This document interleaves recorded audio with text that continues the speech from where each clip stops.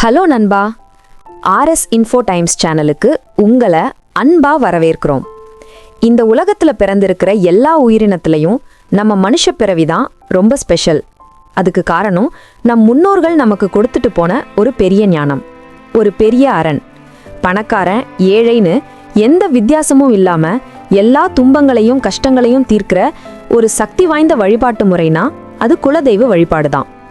நம்ம தாத்தா பாட்டியெல்லாம் எப்பவும் ஒரு விஷயத்தை ரொம்ப அழுத்தமாக சொல்லியிருக்காங்க. எந்த சாமி கும்பிடாட்டாலும் குலதெய்வத்தை மட்டும் மறக்காதுன்னு.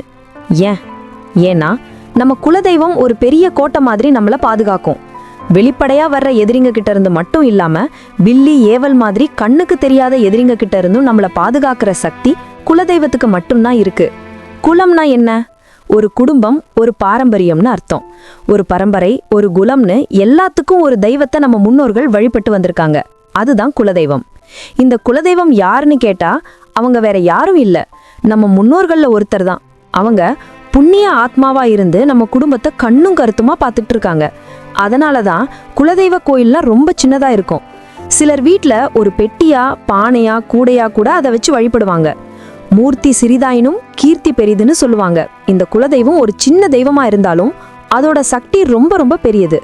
ஃபர்ஸ்ட் நம்ம எந்த பூஜை பண்ணினாலும் ஃபர்ஸ்ட் நம்ம குலதெய்வத்தை தான் கும்பிடணும். அப்பதான் மற்ற தெய்வங்களோட அருளும் நமக்கு கிடைக்கும். மற்ற தெய்வங்கள் எல்லாம் இஷ்ட தெய்வங்கள், ஆனா குலதெய்வம்னு ஒண்ணுதான். மற்ற சாமிங்க நமக்கு வரம் கொடுக்கணும்னா கூட நம்ம குலதெய்வம் கிட்ட பெர்மிஷன் வாங்கிட்டு தான் வருவாங்க. ரெண்டாவது, குலதெய்வ வழிபாட்டை தொடர்ந்து செஞ்சுட்டு வந்தா நவகிரகங்கள் பண்ற அட்டூழியங்கள் நம்மளை பெருசா பாதிக்காது. மூணாவது, நம்ம லைஃப்ல வர கஷ்டங்களுக்கு கர்ம வினை தான் முக்கிய காரணம்னு சொல்லுவாங்க. அந்த கர்ம வினையை நீக்கிற பவர் குலதெய்வத்துக்கு மட்டும்தான் இருக்கு. நாலாவது, சிலர் மந்திரவாதிகள் கிட்ட போய் செய்வினை, பில்லி, சூனியம் எல்லாம் பண்றாங்க.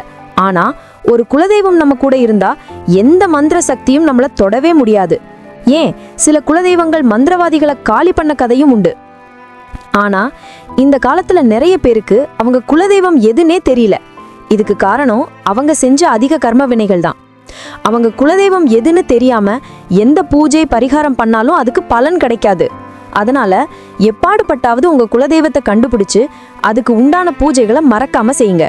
குலதெய்வத்தை கும்பிட்டுட்டு அதுக்கு அப்புறம் மற்ற தெய்வங்களை கும்பிடுங்க. குடும்பத்தோட தலைவன் அப்பான்னா குலத்தோட தலைவன் குலதெய்வம் தான். அப்பாவை மறந்தா வீடே நாசமாயிடும், குலதெய்வத்தை மறந்தா மொத்த குலமே நாசமாயிடும். இந்த வீடியோ உங்களுக்கு பிடிச்சிருந்தா லைக் பண்ணுங்க, ஷேர் பண்ணுங்க. குலதெய்வம்னா என்ன, அதை எப்படி கண்டுபிடிக்கிறதுங்கிறத அடுத்த வீடியோவில் இந்த ரகசியங்களை எல்லாம் பார்க்கலாம். இன்னும் பல சுவாரஸ்யமான தகவல்களுக்கு நம்ம சேனலை சப்ஸ்கிரைப் பண்ண மறந்துடாதீங்க. மறுபடியும் ஒரு நல்ல வீடியோவில் பார்க்கலாம். நன்றி, வணக்கம்.